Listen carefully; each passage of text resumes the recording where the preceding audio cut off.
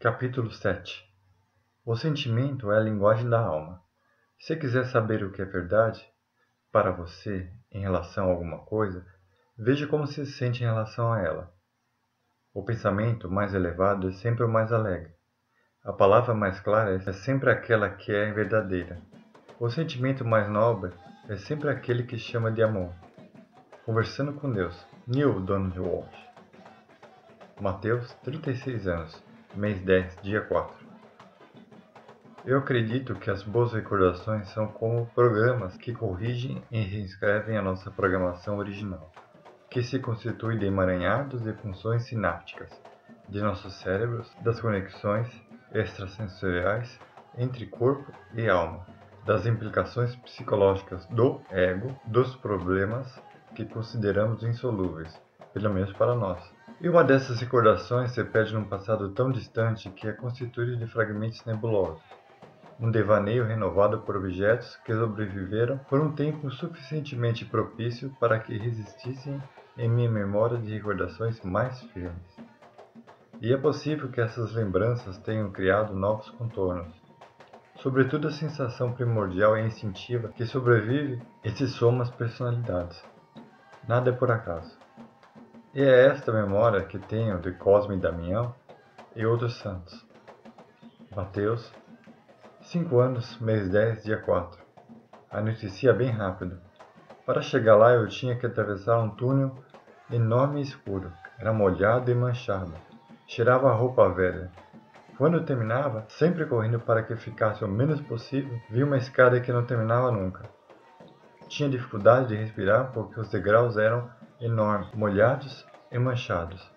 Eu pegava na mão dos meus pais para não me encostar à parede enorme, molhada e manchada também. Antes de entrar, a porta já estava aberta e muitas pessoas se espremiam. Olhei em volta, lá estavam os vasos de plantas assustadas e outras fedidas, num canto feito de cacos de azulejo vermelho. Não era enorme, nem tão molhado.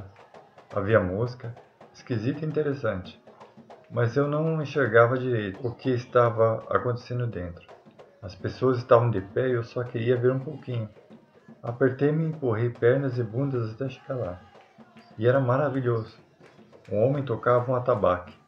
Tinha aquelas plantas assustadas e flores espalhadas. 2 estátuas grudadas com meninos de capa vermelha. E coroas ficavam num aparador cheio de pacotinhos que eu sabia que eram doces. Nem dei importância para os meus avós. Deixei que eles continuassem engatinhando de roupas brancas. Só quando começaram a falar como criança, é que eu percebi que a vovó estava de chupeta. Estava tudo tão maravilhoso que eu queria bater palmas, mas estavam todos sérios e carrancudos.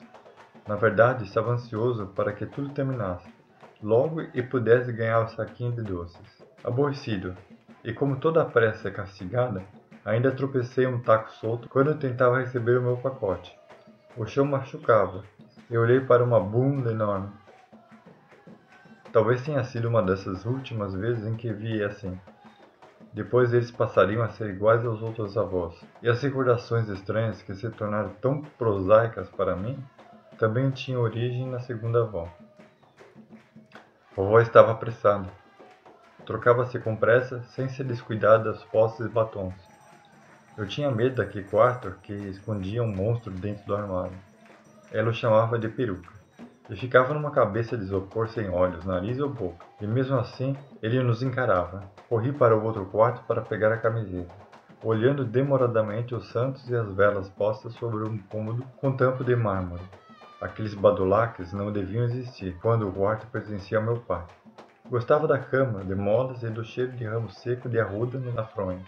Ela me ajudava a vestir a camisa que tinha a gola apertada e que quase me arrancou as orelhas.